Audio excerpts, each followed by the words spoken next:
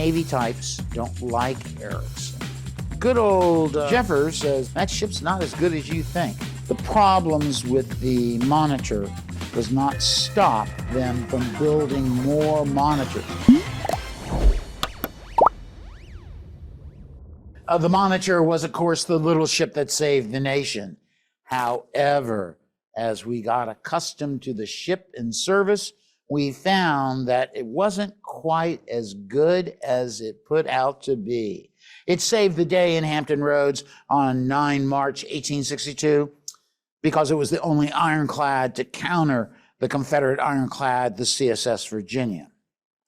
Now, okay, so when it came down, what was the problem? It almost sank twice. What was the next problem? Bad fire control, not enough cannons. And so if you have a unseaworthy ship and you don't have the firepower to match the enemy ship, you got a lot of trouble. So we're going to talk about this guy in just a moment. But I think the big thing is that Warden gets wounded, as we know, looking out the pilot house, and which was in a bad spot, perfect thing to shoot at. And so he gets blinded and he goes back to Washington. The day he gets there, his friend, Henry Augustus Wise, is going to hold on there, Jack, that was what they called him. And he got the story from him and then went and told Abraham Lincoln, the whole cabinet. They go, wow. And so they go, Abraham Lincoln says, I got to see that feller. And so he goes and they talk. He sits on, Warden's bed. This is kind of homespun. And actually, Warden tries to put out his hand to shake him. You do me great honor, Mr. President. And no, Lincoln says, you give me the great honor for what you did. So now then, Warden, never forgetting about his ship and his duty and how he can enhance how he performs duty with a Monitor, he tells Lincoln, he said, hold on here. That ship's not as good as you think. Blow that out of the water. Good old it is so unseaworthy. Jeffers says because this is a most unseaworthy ship. Navy types. It's got 18-inch freeboard. It's got a deck that overhangs the hull. The hull is bolted to the deck, and of course, in heavy seas, bounce up and down, so it leaks terribly. They had no way of stopping the leaks because if you put oakum in, it washes out. So that's bad. And he also says, well, the pilot house is in the wrong spot, and it needs to be actually somewhere else, like on top of the turret. And he tells them some other things. The Monitor is susceptible for boarding, and so the ship needs help.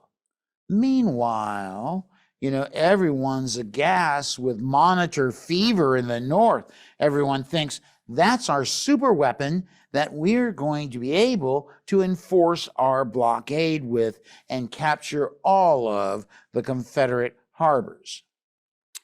Now, that thought to regular people would have been disabused because of the action on 15 May 1862 at Drewry's Bluff. As you all probably remember from a previous lecture or a blog I written, that battle does not go in favor of the Union. One of the problems is that the Monitor cannot really participate in the battle because it can't elevate its guns enough to hit up to this 90-foot bluff. And you can go there. I'd like to take you there. It's awesome. You can look down. Sometimes a big ship comes by and you go, wow, I'm going to blow that out of the water. Good old cannon. Jeffers says this is a most unseaworthy ship. Gets hit 3 times. Navy types don't like You can see actually on the turret of the Monitor where a Brook bolt screws into the side of the turret about, I'd say, 3 inches, and that's at 300 yards. So anyway, So the Monitor did not do well. And so the commander of the Monitor at that time is this man, William Nichols Jeffers. And Jeffers is not liked by the crew. In fact, George Gear calls him a fat old hog. And they had some other great comments about him, but I won't tell those now. And so he feels, now he's supposed to be a great gunnery officer, scientific officer type. And so he takes it upon himself to survey the ship and tell the powers that be, i.e. Gideon Welles, what's wrong with the ship and why they need to fix it. Because in the meantime, the Union is issuing contracts to John Ericsson for him to build what is called the Passaic class, which is an improved Monitor, a little larger, has a 15-inch gun, which is a casemate breaker, pilot house on top of the turret, but it still has some of the other problems, unseaworthy. So good old Jeffers says this is a most unseaworthy ship, and Navy what you need to do is take the overhang and bring the hull to the very edge of the vessel so that you don't have this. See, when the sea takes you up, just remember when you're building an iron ship in 1862, you're missing one important thing: galvanized rubber. In other words, you can't seal everything properly. So that causes a great deal of leakage, which makes it unseaworthy. And why it gets, every time it hits a wave, it bounces up and then comes down. And you can go into the Monitor Center and you can see how that hull is attached to the armored deck with a row of 2 bolts that go around. And that's not sufficient. See, one of the issues is that all these Navy types don't like Ericsson. And they don't like Ericsson because they think he doesn't know what he's doing. How could you say that about the great hero? Well, pretty easy. He designed a ship that was unseaworthy, only successful in a harbor battle, and not successful fighting against forts. And what the Union really needed at the time was ironclads that could fight against fortifications. That's the only way you close a Confederate port, a blockading port, is to capture the forts that guard the entrance. That means you're going to eventually capture the town within. And so just remember, Charleston gets captured from where?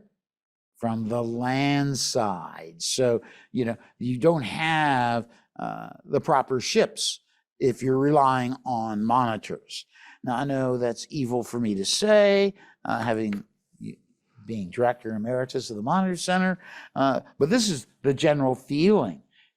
Yes, I want to be assigned to a monitor, but I have to be careful what I see. So I have to tell you that good old Jeffers is going to actually writes a very long letter to Gideon Welles, and you're going to see the inside of this ship.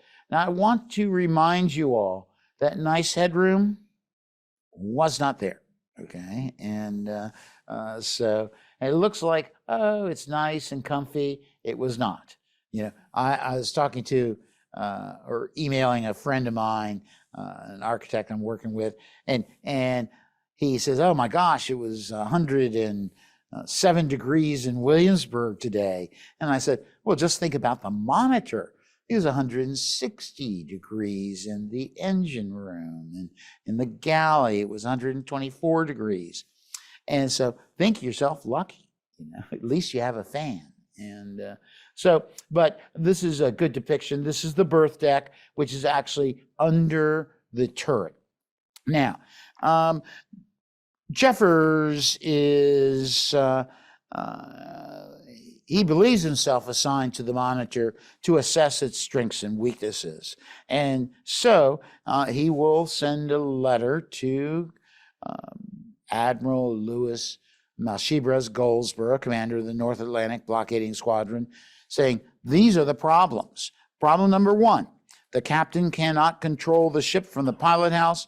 The pilot house should have been placed on top of the turret. The turret should have a protected shield to allow riflemen to be deployed. Now, if you think about the Battle of Drewry's Bluff, the Monitor is right next to the shore. It's not very wide there at Drewry's Bluff. And so they're being peppered by sharpshooters commanded by John Taylor Wood. And so actually, William Keeler says, oh, gosh, a ball whizzed past my head. A couple of officers on other ships had been wounded as a result of sharpshooter fire. So from the Monitor standpoint, we have to be able to deal with sharpshooters or a cutting out expedition. That means we want to have an higher iron shield that means I can stand on top of the turret and shoot with protection. Now, also, Ericsson says, look, you can shoot anywhere with this turret. Well, he lied, because in practice, it did not have a 360 radius of fire. It only had, according to Jeffers, a 200 degree field of fire. Because if you think of the original Monitor, it is, this is the hottest part on the Monitor, believe it or not, the galley. And the galley is right next to the boilers. So you got the heat from the stoves, and then you have the heat from the boilers. You got to keep the boilers on all the time, and you got to keep the stove on all the time. So they have to rotate people in this part of the ship. And so anyway, he said, look, when you swing that turret, you have to have a better way of operating it, because it didn't work. In other words, you turn it on, it starts spinning, and you couldn't stop it with any accuracy. And that's a huge issue. And you have smokestacks, pilot house. So that means you have a limited field of fire instead of what Ericsson liked to proclaim was a perfect ship. So anyway, and so then he starts talking about the port stoppers. Now, let me get there. Now, the wardroom is not this fancy, and neither is now see, the wheelhouse is, half that size. And we can see the engine room. Everything looks good there. Now, I want to tell you, here's the turret. And, well, my zapper's not working. I was warned about modern technology when I came in. However, hanging from the ceiling down like this, that looks like that, is a pendulum that when you're not firing the guns, you close the port. They're called port stoppers, basically. So you close that so no one can shoot in while you're reloading this. And Jeffers says this is a terrible situation, and it really slows the rate of fire. He also complained that you can only fire one gun at a time, and this is a disadvantage. There's one moment during the battle on March 9th where they fire both guns, but that's why everyone couldn't hear again inside the turrets. So 11-inch Dahlgrens, Jeffers said, are not strong enough to really support the missions of the Monitor. He suggests you should use 100-pounder Parrott guns. The Navy really didn't want to do that, because what are 100-pounder Parrott rifles often do? They burst. And you have a cannon burst inside a turret, your ship's in trouble. So He didn't like, he said the port stoppers were too heavy to operate in combat. The gun commander had limited visibility. Just remember, when you read about Samuel Dana Green, in the turret, his article, he said he had to look over the 11th inch Dahlgren to actually aim. And so when he saw a dark gray spot, he said he's ready to fire. Now, the pilot house is at the same level as the guns, so that's called monitor roulette. So that's a big problem, and so he also blamed that it was too difficult to open and close the port stoppers, that they weighed 16 tons, believe it or not. And so these are an impediment for a proper operation of the guns. And so because those port stoppers are there, he said you can't elevate the guns properly. That's why it couldn't do anything at Drewry's Bluff. It couldn't, elevate its guns. And then he gets to the real point. Ventilation was intolerable. Jeffers recorded and reported on June 16th, right? This is the temperatures. In the galley, 164 degrees. Engine room, 128 degrees. Berth deck, 120 degrees. You complained yesterday, didn't you? Now we still can survive these tremendous heats. Oh, you had to rotate people in and out, and except in battle, that was a problem which weakened the operation of every monitor. Now, he concludes his letter and says, notwithstanding the recent battle in Hampton Roads and the exploits of the plated gunboats in the western rivers, I am of the opinion that protecting the guns and gunners does not, except in special cases, compensate for the greatly diminished quality of the artillery, slow speed, and inferior accuracy of fire, and that for general purposes, wooden ships, shell guns, and forts, whether for offense or defense, has not been superseded. So the Monitor is not the cat's meow of the Navy. So Goldsborough sees the report. He sends it to Gideon Welles, and Gideon Welles, who knows Ericsson, and we're going to get into that relationship in just a little bit. Ericsson is beside himself. How dare you criticize? This guy was, let's say, some people called him a madman. He thought everything he did was perfect, and if you didn't like it, he'd yell at you, and so you don't understand and everything. So he wrote back to Gideon Welles and said, well, the Navy doesn't really know how to operate my vessel. He said, number one, those port stoppers, they're only to be used when the ship's at sea to stop water coming in, that you should turn the turret away from the enemy while you're reloading. Okay, that kind of makes sense. And then Ericsson agreed, yes, the pilot house should be on top of the turret. However, he says this is the way to fix the fire control and communications. And he admitted that he had considered doing this while the Monitor was under construction. The command center was not moved because it would have delayed the completion of the ship for over a month, and the inventor concluded damage to the national course, which may have resulted from the delay, is beyond computation.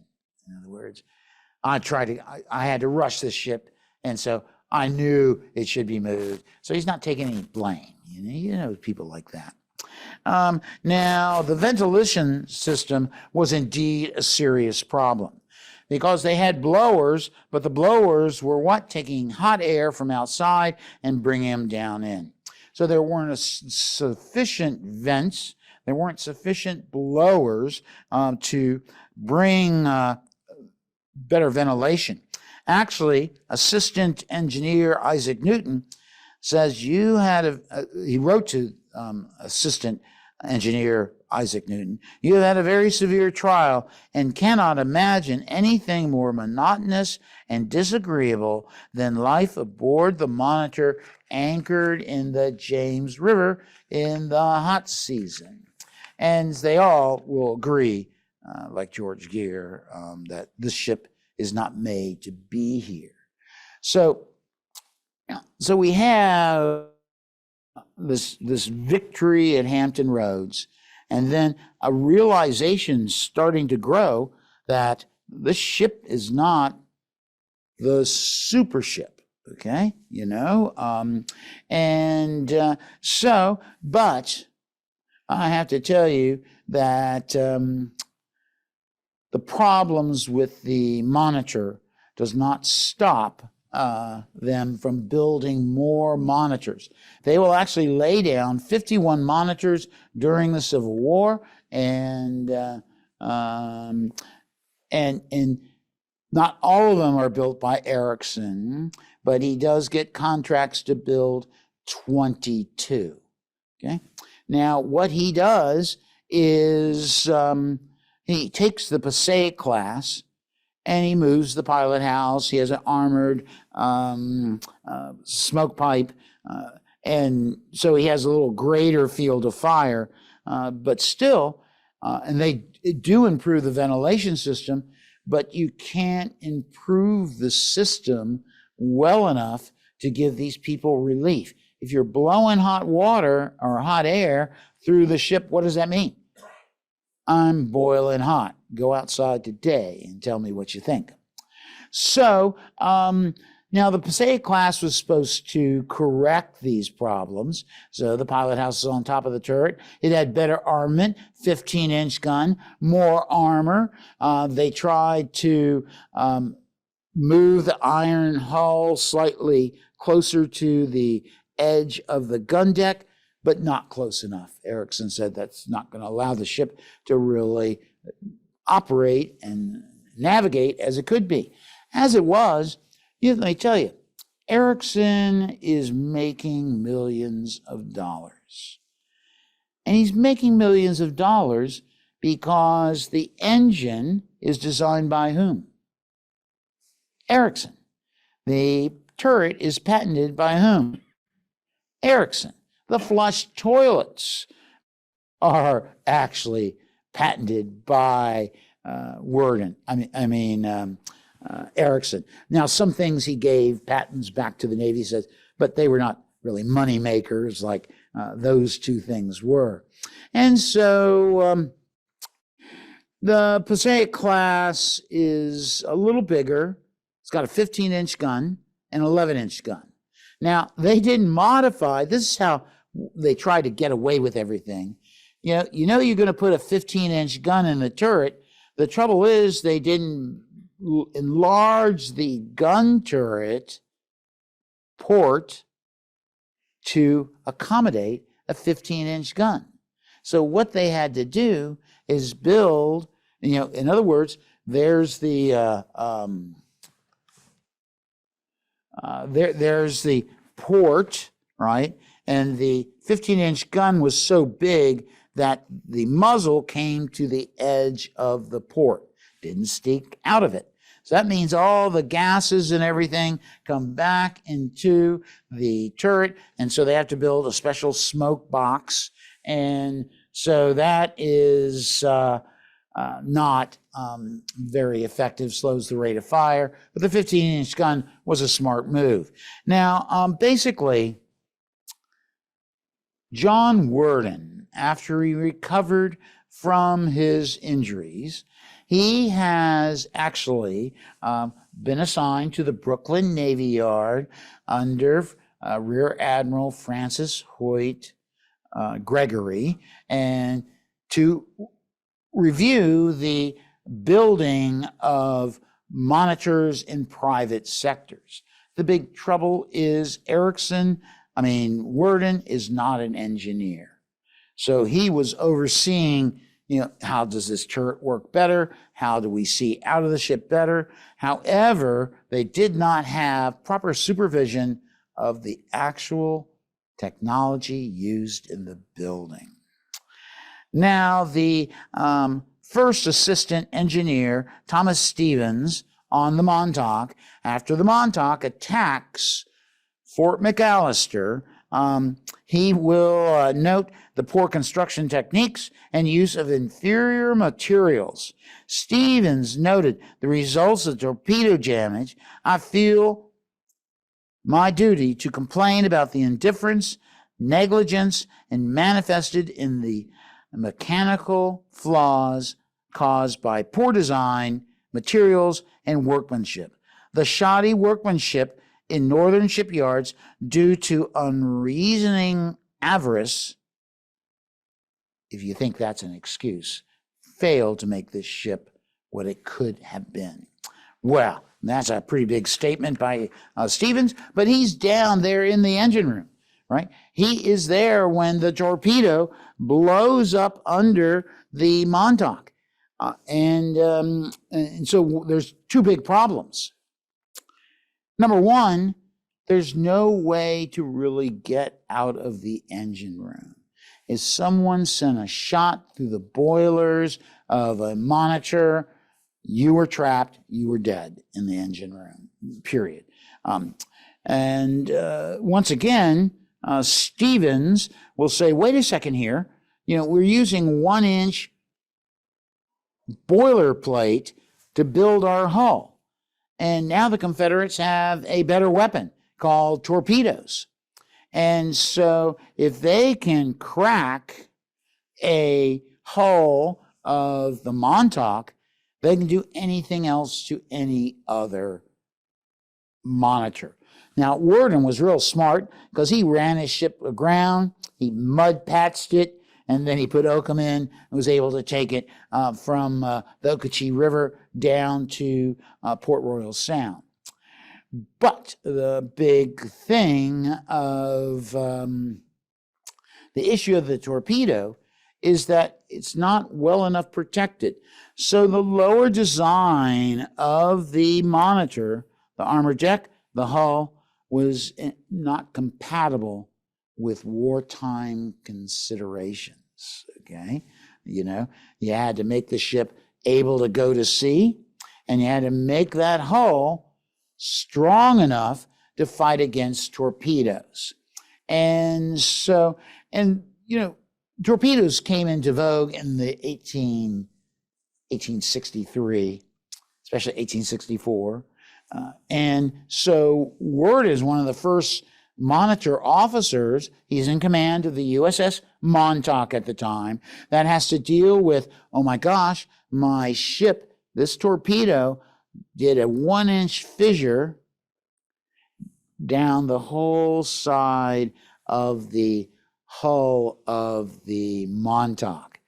And so that's why Warden ran it ashore on a perfect angle, and they got out and they patched it with oakum. It says, now we got to get back. And so that worked. But the trouble is, you think about the Tecumseh, a Common-class ironclad, which is not much better than a Passaic class. What happened to it? It sank in 90 seconds. And you got a lot of other examples of these ships that are going to be sinking when they strike these torpedoes. Now, this is a big flaw. Now, why does the U.S. Navy, instead of insisting on major improvements to Monitors, because after the Passaic class, we already know it's bad. Why is it bad? Because it's designed to fight against forts. And so when Warden takes the Montauk against Fort McAllister, he gets to shoot 2 times. They get to shoot 8 times. And so they are firing at a fixed target because the Monitor has to anchor to fire. And so it's proven, as Warden will say, that this ship is not equal to fighting fixed fortifications, as everybody says. And it gets even improved more by the Battle of Charleston. And the Battle of Charleston, basically, the Monitors are struck heavily by the shot, And I have to say, like one monitor, well, it's not a monitor, it's a tower ironclad known as the Keokuk, hold 93 times, right? You have ships that are hit 43 times and 50 times because they are fixed, firing at fixed fortifications, and the fixed fortifications have plunging shot. They also have brook bolts, which are armor piercing. So the Monitor fleet has no choice but to retreat. Now, Ericsson had tried to give them a bonus because there was this buoy line between Fort Sumter and Fort Moultrie. And it had grapple hooks on it. It had torpedoes signed to it, so that, if you try to go past that line, you'd either get tangled up or a torpedo would blow up. So Ericsson says, well, I fixed that. So he makes a torpedo raft, and which has its own little grappling hooks and actually a torpedo in front of it. It weighed 8 tons, and it was actually a wooden raft that you fitted to the bow of a Monitor, and that meant a Monitor went from 7 knots down to about 4 knots.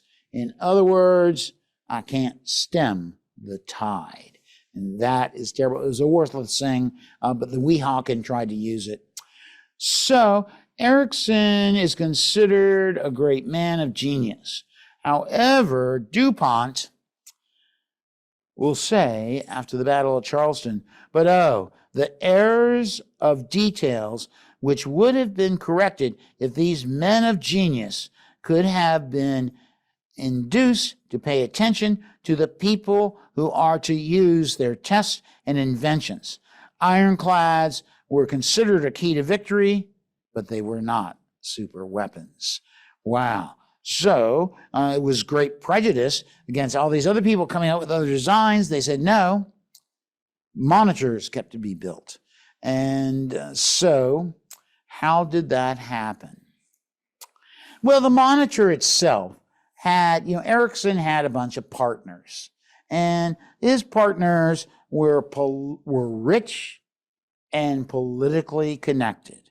One of his partners was Cornelius Bushnell, who was best friends with Gideon Welles, Secretary of the Navy. Actually, Welles is the one that alerts Lincoln to this model being brought to the Ironclad Board. John Winslow was a good friend of William Seward, and actually, he told Ericsson, this is January 2nd, 1862, Monitor hasn't done anything. He says that if the Monitor proved successful, that 20 more ironclads would be built. How does he know that? Well, we'll get to another person. His name is John Griswold. He is a major backer of all sorts of Ericsson projects, but he got elected to Congress, and he happened to serve as chairman of the House Committee on the Conduct of Naval Affairs. So when we're thinking about, okay, we need to build more ironclads to counter those Confederate ironclads, what type of ironclads are we going to build? We're going to build Monitors. And because these guys are getting kickbacks, if they approve federal money to build a Monitor, they're invested in Ericsson's company. Then they also get to steer money to this type of ironclad. So what we learn from this whole concept is, yes, the Monitor was the little ship that saved the nation. Yes, it worked well in rivers and in harbors. However, it was unseaworthy, had many flaws, and, they didn't strike the last one from the Navy list until 1937.